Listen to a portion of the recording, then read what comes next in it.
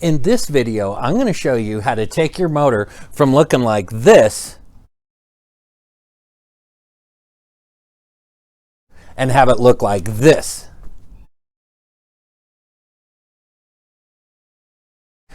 Now, the question I get asked a lot when people watch my videos is, how do you get the car so clean? Now, I've already done a series of videos of how I do the interior detail, but today we're going to tackle cleaning the motor and the engine compartment on this 2006 Dodge Grand Caravan. Now, we're going to clean the undercarriage, we're going to clean up the engine compartment, and get it looking just clean again as the day it came off the showroom floor.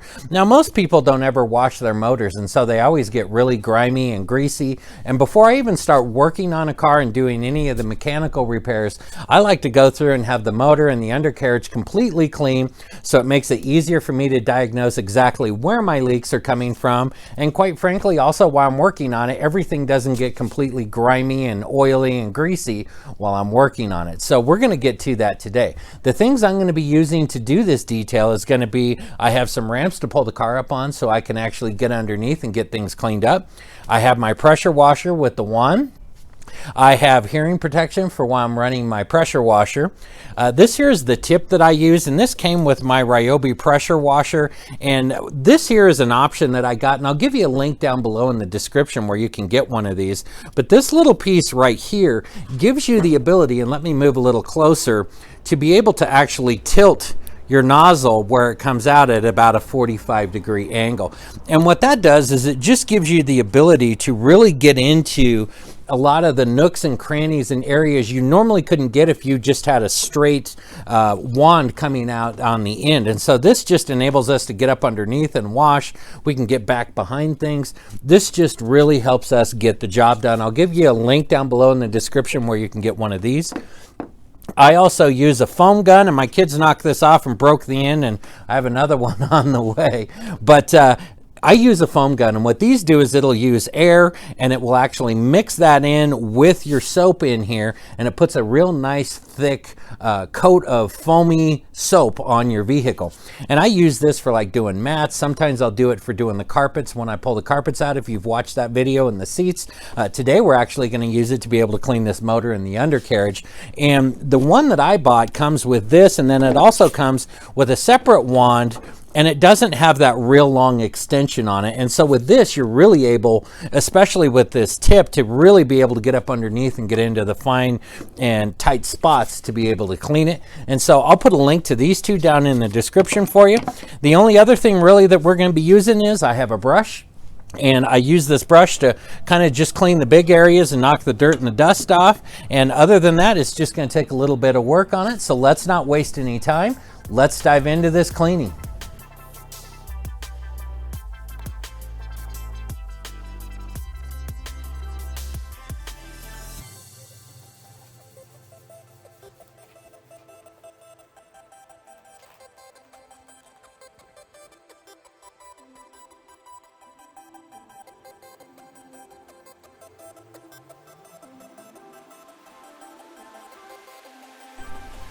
So now that I have my van, it's up on the ramps. I have chocks behind the back wheel. The parking brake is set, so I'm good to go on that.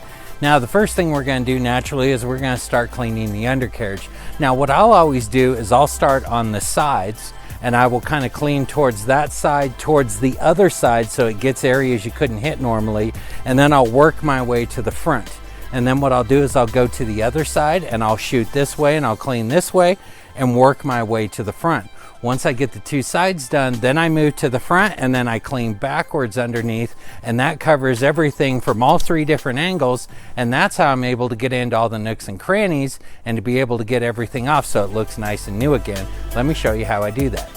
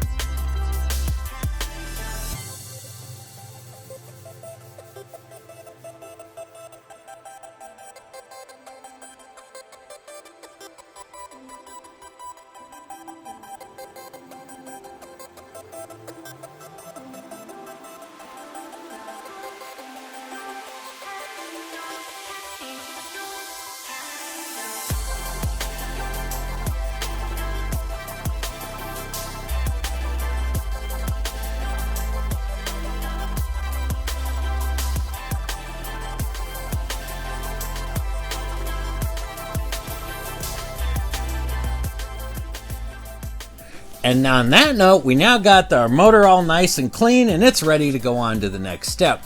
Now for me in this case, step one was getting the motor clean. Now I got to go through and I'm going to do all my mechanical repairs. But I'm just a firm believer. I'm one of those people I like to have a nice clean work area before I start doing anything. It's just the job goes better. It's easier for me to go through, diagnose any leaks with it. My tools don't get all greasy and grimy. I don't get all greasy and grimy as I do the job. So that was step one. But I'm really happy with how this all came out. Now, I don't think these people that own this van before I got it probably ever washed this motor. It was one of the dirtiest motors I've actually ever dealt with. So I think we ended up cleaning about 13 years of road grime and grease and all sorts of fun stuff off of this. And I'm really happy with how it came out. It's going to do great. Now, I want to give you a big disclaimer here so you understand some possibilities and downsides to doing a wash like you've seen me do here today. And that is, if you get something wet, one of your computer systems in here, you have all sorts of different sensors, things of that. It's possible that you can get something wet that shouldn't be getting wet, and it could fry that and you'd have to replace it. I want you to understand that. Now, like this right here, in this case, in this van, this here is our fuse panel or our fuse box here. If you get water inside of there, it's going to cause you a lot of problems. There's also like a main wiring harness for our fuel injection system that's right in here. So as I wash it, I'm just smart. And that is, I don't hit that with a lot of high pressure water for a big length of time. I'll go over it, I'll hit it, and I move on.